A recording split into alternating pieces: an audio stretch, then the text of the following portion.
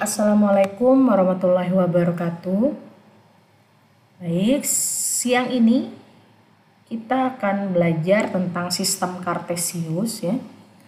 Tentunya kalian sebenarnya sudah pernah belajar tentang sistem Kartesius itu di tingkat SMP ataupun SMA. Jadi dia berkaitan dengan koordinat nanti ya, dengan menggambarkan suatu grafik itu semuanya harus dipahami konsep sistem Kartesius ini. Baik, kita akan lanjutkan ya. Sub CPMK. Sub CPMK ini berkaitan dengan kemampuan akhir yang diharapkan setelah kita belajar tentang koordinat Kartesius atau sistem Kartesius, yaitu mahasiswa dapat menganalisis permasalahan praktis yang berkaitan dengan sistem Kartesius dan kegunaannya dalam bidang keteknikan. Adapun materi yang akan kita bahas di sini ya. Oke, bentar. Adapun materi yang akan dibahas di sini ada 3. Yang pertama adalah denah letak benda, kedua adalah bidang koordinat Kartesius, yang terakhir adalah permasalahan yang berkaitan dengan koordinat Kartesius ya. Oke. Lanjut. Denah letak benda gitu. Nah, yang berkaitan dengan denah letak benda ini sangat penting. Mengapa? Karena ketika kita tidak bisa membaca denah, tentunya ini bahaya ya nanti ketika kita mau kemana, misalnya kan kita pakai Google Map, kita nggak memahami instruksi yang ada di Google Map, itu artinya bisa nyasar. Atau yang suka naik gunung, tentunya ada denah kan, naik gunung tuh ada pos-posnya, pos 1, pos 2, pos 3 misalnya, dimana tiap-tiap pos itu memiliki koordinatnya masing-masing. Tentu bahaya ketika kita tidak bisa membaca koordinat itu ya. Jadi kemampuan membaca denah letak benda ini harus benar-benar dipahami ya. Nih contohnya saja dalam permainan catur, tentunya kalian semua bisa ya bermain catur, pasti Ibu yakin ya. Ada kuda di situ, ada menteri, ada king ya. Nah, kalau sana ini pertanyaannya ini nih. Bagaimana kedudukan kuda coklat? Mana kuda coklat? Ini ya. Kuda coklat terhadap king putih. Mana king putih? Ini ya, king putih. Kalau ditanya kedudukan kuda coklat terhadap king putih, berarti kedudukannya dia ke kiri 1 kali, terus ke depan ke kiri 1 langkah, ke depan berapa itu? 1, 2, 3, 4, 5 langkah. Berarti kedudukannya adalah negatif 1,5. Oke. Kalau dia pergerakannya ke kanan atau ke kiri, itu berkaitan dengan sumbu X. Kalau ke atas atau ke bawah itu berkaitan dengan sumbu Y. Kalau X ke kanan dia positif, ke kiri dia negatif. Kalau Y ke atas dia positif, ke bawah dia negatif ya. Lanjutkan. Atau ini ada peta.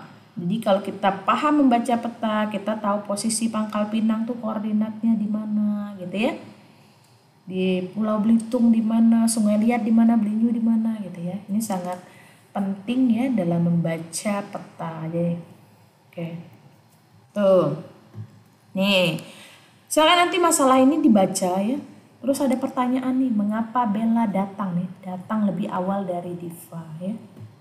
Nanti diselesaikan nih.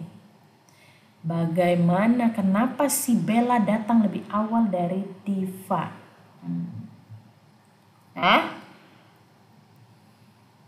Selanjutnya itu tadi materi pengantar ya, sebelum kita masuk ke bidang koordinat Kartesius ya. Bidang koordinat Kartesius ini ada 2, ada dimensi 2 dan dimensi 3 nanti. Dimensi 2.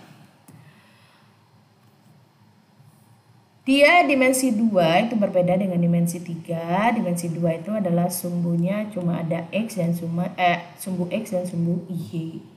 Dia berkaitan dengan bidang datar karena tidak punya ketinggian. Bangun datar itu dimensi 2 ya. Sumbu diagram terdiri dari dua garis yang berpotongan tegak lurus nih. Tegak lurus ininya ya. Garis mendatar dikatakan sebagai sumbu X atau apsis. Dan yang tegak lurus, yang tegak nih disebut sumbu Y. Apa nama lainnya adalah ordinat ya, bukan koordinat ya, tapi ordinat itu adalah Y ya.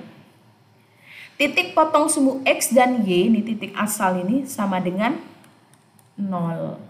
Oke. 0. Ini tadi apsis itu sumbu X, Y itu ordinat. Nah, pasangan berurutan tidak boleh terbalik itu koordinat namanya. X, Y akan berbeda dengan Y, X posisinya di koordinat itu pasti akan berbeda. Contohnya nih. 3 misalnya 1 berbeda dengan 1,3. Beda ya posisinya. Jadi makanya dia tidak boleh terbalik. Nih, ini adalah diagram kartesius ya. Ada sumbu X, ada sumbu Y. Tegak lurus dia dibagi menjadi 4 bagian. Ini kuadran 1 di mana X-nya positif, Y-nya positif. Kuadran kedua, X-nya negatif, Y-nya positif. Kuadran ketiga, X-nya negatif, Y-nya negatif. Kuadran keempat, X-nya positif, Y-nya negatif ya. Nih, contoh koordinat pasangan berurutan A, B. Nah, silakan ini masukkan ke jurnal hariannya. Silakan kalian baca koordinat dari cewek ini berapa, yang cowok ini berapa ya. Ini juga nih, kalau kalian pernah berkemah nih. Nah, ini kata ibu tadi peta. Koordinat pos 1 di mana, koordinat pos 2 di mana, pos 3 di mana ya. Berdasarkan denah di samping nih, posisi beberapa objek terhadap pos utama mana? Pos utama ini ya. Berarti kalau kita membaca pos 1 terhadap, hati-hati ya, terbalik ya. Posisi pos 1 terhadap pos utama berarti geraknya dari pos 1. Berarti ke kiri 1, 2, negatif 2. Terus maju 1, 2, 3, 4, 5. Maju dia ya. Berarti positif 5, negatif 2, positif 5. Hati-hati kebalik ya. Nih, posisi beberapa objek terhadap tanah lapang. Tanah lapang ini. Kalau teka-teki tersembunyi posisinya berarti mau ke tanah lapang, dia 1, 2 kanan positif, 1 ke depan dia positif 1. Berarti posisi teka-teki tersembunyi terhadap tanah lapang adalah positif 2,1. Ingat X dulu ya, jangan Y. Kalian lanjutkan ini semuanya nanti. Berarti terhadap pos utama yang nomor 1 dijelasin nih semuanya nih, perumahan apa dan sebagainya ya. Nah, kayak ini contohnya, dilanjutkan. Perumahan terhadap pos utama, perumahan terhadap tanah lapang, perumahan terhadap kolam. 6,5 berarti 6 satuan ke kanan, 5 satuan ke atas ya. Ini dilanjutkan di jurnal harian kalian. Dimensi 3 sekarang. Dimensi 3 dia berbeda ya dengan dimensi 2 karena ada unsur tingginya, ketinggiannya ya. Ini ada X, Y, Z. Ini kalau kalian mau ngebayangin kayak di pojokan ruangan tuh ya. Nih, kebayang nggak nih bentuknya nih? Ini ada ilmu bayang-bayang ya. Jadi kalian harus membayangkan bidang 3 dimensi yang digambarkan di 2 dimensi kan. Ini kertas ya, 2 dimensi digambarkan. Ini kayak di pojokan nih, pojokan ruangan tuh. Ada dinding bawahnya lantai itu kayak gitulah. Kayak ada 4 ruangan dipisahkan oleh dinding ini ya. Lanjut, bentar Ibu lanjutkan ya. Baik, kita lanjutkan. Ini sebenarnya posisinya bebas ya. Ada yang menggunakan sistem tangan kanan, berarti X-nya di sini, Y, Z-nya di sini, Y-nya sini. Atau ada yang sistem tangan kiri, X-nya di sebelah kiri dia ya, bebas. Nih. Sistem koordinat 3 dimensi adalah suatu cara yang digunakan untuk meletakkan suatu titik pada ruang. Jadi kalau 3 dimensi pada ruang, 2 dimensi pada bidang ya. Nih, oktan pertama, nih. X-nya lebih besar dari 0, Y-nya lebih besar dari 0, Z-nya lebih besar dari 0 nih. Ini yang harus kalian pahami nanti ya. Kalau oktan 2, X-nya yang lebih kecil dari 0, negatif. Ya. Di sini nih, oktan kedua nih.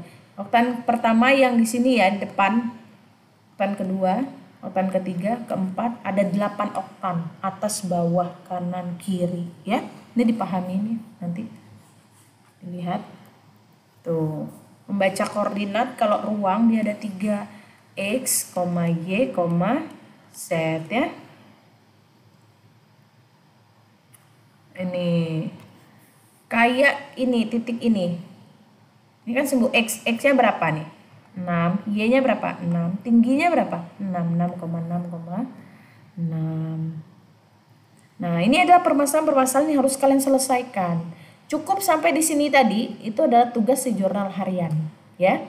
Selesaikan, lengkapi catatannya, kirimkan ke Moodle. Ini adalah tugas hariannya. Nomor 1, cari permasalahan yang berkaitan dengan sistem koordinat di teknik mesin. Kalau kalian di PPM ya, dan umum apa saja dijelasin ya, bukan cuma satu. Contohnya ini jelaskan di mana letak sistem koordinatnya pada masalah itu. Ibu mau jelas-jelas ya. Terus gambarkan denah rumahmu radius 1 km pada kertas berpetak pakai sistem kartesius. Nah, nomor 3 ini. Nah, digambarkan, selesaikan, kumpulkan, paling lambat jurnal